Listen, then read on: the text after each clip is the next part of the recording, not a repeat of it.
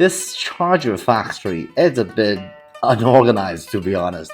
The reason I say it is because when you go into a nicely organized factory, the steps are very clear. The first step, second step, third step. So you go actually through those steps in a sequence. But this factory, step one is on second floor, step two is on third floor, and step five is on second floor again.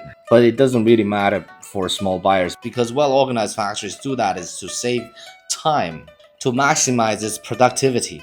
But for small buyers like us, it doesn't really matter. They make these chargers very powerful, 40 watts, 100 watts, right? Like the ones you charge laptops with. But that leads to a problem when powerful chargers are untested.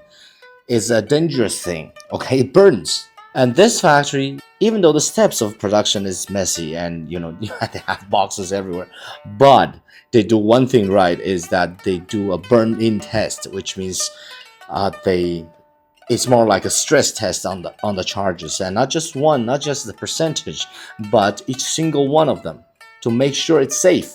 For the past 15 years, apparently, all they've done is making chargers. So the same product over and over. It sounds really boring to me. It'll drive me crazy. But that's how they stop making mistakes, right? Because they know the products inside out.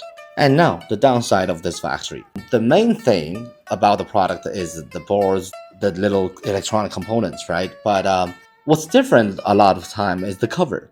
And that requires a plastic injection factory. And you also need a good mold maker. If I were the buyer, that's what I would do. I would go to the mold maker first, and preferably they have a plastic injection workshop. And then I'll bring the covers over to this factory for them to assemble.